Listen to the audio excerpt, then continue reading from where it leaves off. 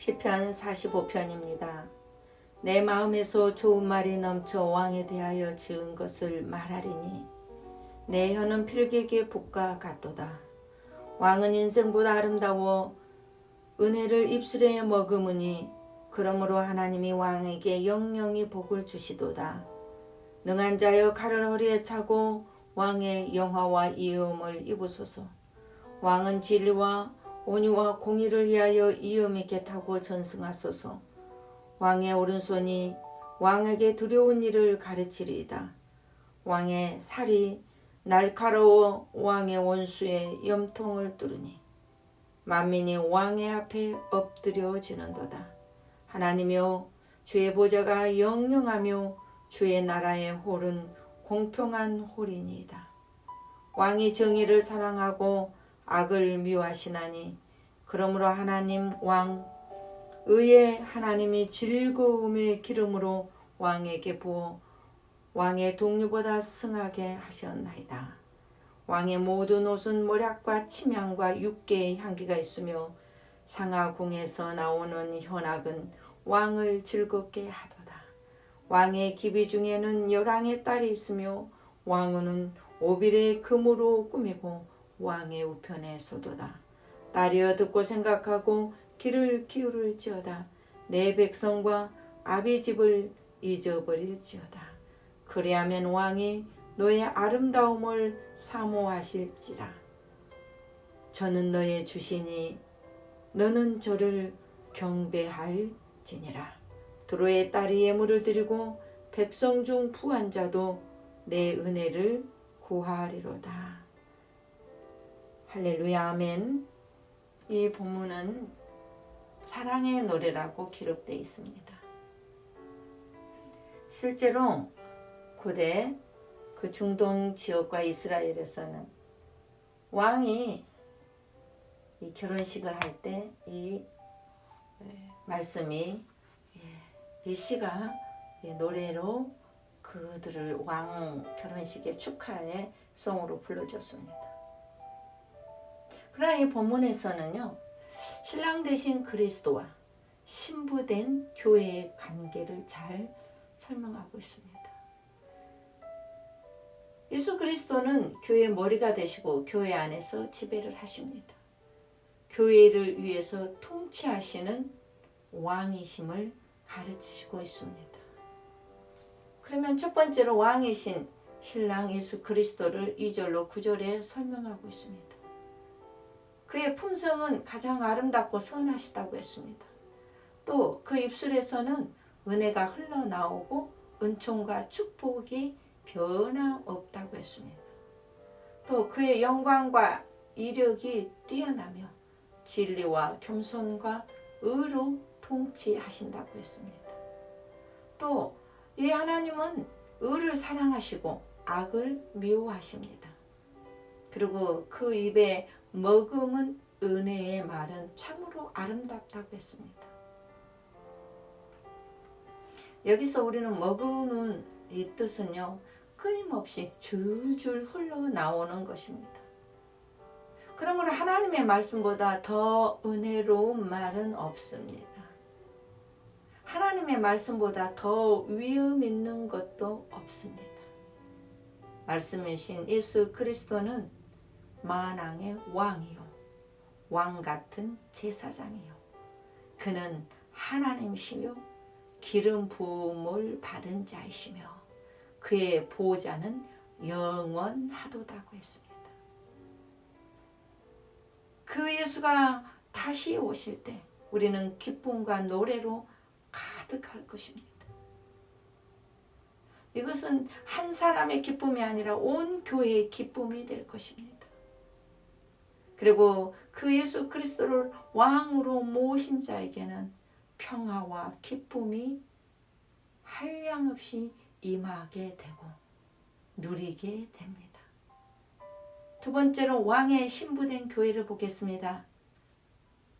신부는 왕의 새로운 관계를 갖기 위해서 자기 자신을 전적으로 바쳐야 하고, 왕의 신부는 지난날의 모든 죄는 용서함을 받아 애것에 매이지 않고 신부의 최고의 덕목인 사랑과 겸손으로 순종함으로 신부의 소임을 다 해야 합니다. 그러므로 8절 이하의 혼인행식에 대해서 잘 묘사하고 있습니다. 먼저 왕의 모습에는요, 그 옷은 모략, 침향, 육개 등으로 명품 향수를 뿌려서 단장을 하셨고, 온 궁은 향기로 가득한 애식장이라고 말했습니다. 참으로 화려하고 호화로운 상하궁이라고 했습니다.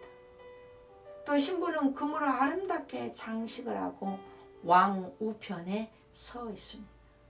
그 대열은 참으로 찬란하고 아름답습니다. 우리는 주님을 사랑하고 주님의 신부가 되었고 주님의 그 놀라우신 은총을 한눈에 받은 자들입니다.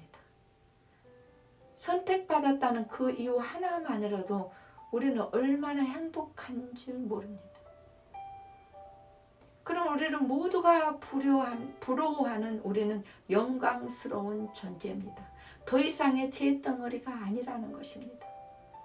그러므로 우리를 천사도 흠모한다고 했습니다. 우리는 주님의 어여뻐하는 신부라고 말했습니다. 이 신비함을 가진 자는 더 이상 비굴하게 살지 않습니다. 살도 안 됩니다. 그러므로 신부인 우리는 겸손히 하나님의 은혜를 사모하면서 하나님을 사랑해야 합니다. 신부는 하나님의 영광스러운 성령의 임재로 존귀하게 될 것이며 그와의 혼인잔치 행렬은 기쁨과 즐거움과 축제가 될 것입니다. 성도들은 교회를 사랑하고 교회의 머리가 되신 예수 그리스도는 교회를 통치하실 것입니다. 또한 교회는 영원히 그리스도를 찬양할 것입니다. 그리스도의 삶은 주님과 사랑의 교제에서만이 진정한 기쁨과 만족감을 가질 수 있습니다. 그러므로 신부를 단장하는데 계시록 19장 8절로 9절에 보니까 허락하사 빛나고 깨끗한 새 마포 옷을 입게 하셨은즉 이 새 마포는 성도들의 옳은 행실이로다 하더라. 천사가 내게 말하기를 기록하라. 어린 양의 혼인잔치에 청함을 입은 자들이 복이 있도다 하고 또 내게 말하되 이것은 하나님의 참되신 말씀이라 라고 합니다. 얼마나 복된, 얼마나 귀한, 얼마나 위대한 약속이고 말씀입니까? 옛사람, 옛생활을 버리고 의의 새 옷과 새 사람을 입어야 합니다. 세마포를 입어야 신랑 앞에 서는 당당한 신부가 될 수 있습니다. 그러므로 우리는 오늘 계시록 19장 8절의 말씀처럼 깨끗한 새 마포 옷을 입어야 합니다. 성도들의 옳은 행실이라고 했습니다. 옳은 행실은 내 양심대로 사는 것이 아니라 하나님의 말씀대로 사는 행위가 바로 옳은 행실입니다. 왕의 신부가 되기 위해서 우리는 신랑 앞에 서기 위해서 오른편에 서기 위해서 더럽고 또 추하고 이 생각하고 싶지도 않은 과거의 옷은 다 벗어버리고 새 옷을 입고 새 사람으로 사는 것입니다. 신랑이신 주님께서 신부인 교회와 성도들을 데리러 오시겠다고 약속하신 그 약속을 고대해야 됩니다. 그때 나팔 불 때 나의 이름이 불러질 때 우리는 그리스도와 교회의 혼인식인 어린 양의 혼인잔치의 주인공이 될 것입니다. 그러므로 시편 45편은 그날을 기다리는 성도들의 마음을 아름다움으로 그리고 그 왕의 결혼식을 잘 설명해 놨습니다. 우리 모두 그날을 기다리며 현재의 삶을 이기시기를 주 예수 이름으로 축원합니다. 기도하겠습니다. 신랑 되신 우리 주님, 다시 오실 날이 멀지 않았습니다. 우리 주인이신 만주의 주요 만왕의 왕을 높이고 찬양을 드립니다. 신랑 되신 예수께서 다시 오실 때 기름 등불 준비하고 주님 맞을 준비로 새 옷을 입고 신부단장으로 늘 깨어있게 하여 주시옵소서. 어떤 상황 속에서도 죄와 결탁하지 말고 주의 이름을 배반하지 말고 주님을 나의 주로 고백하고 시인하며 주와 더불어 살게 하여 주시옵소서. 세상에 매어서 나팔 소리를 듣지 못하는 자로 남지 말게 하시고 노새처럼 세상을 향하여 뒤를 돌아보므로 소금 기둥이 되는 자로 남지 않게 하여 주시옵소서. 등불을 밝혀 깨어있는 자로 빛이 되어 많은 사람들이 주께로 돌아오게 오는 복음의 횃불을 들고 뛰는 저희들 되게 하여 주시옵소서. 다시 오실 주님을 기쁨으로 맞이하는 저희들이 되게 하여 주시옵소서. 마라나타 주 예수여 속히 오시옵소서. 예수 그리스도의 이름으로 기도하옵나이다. 아멘.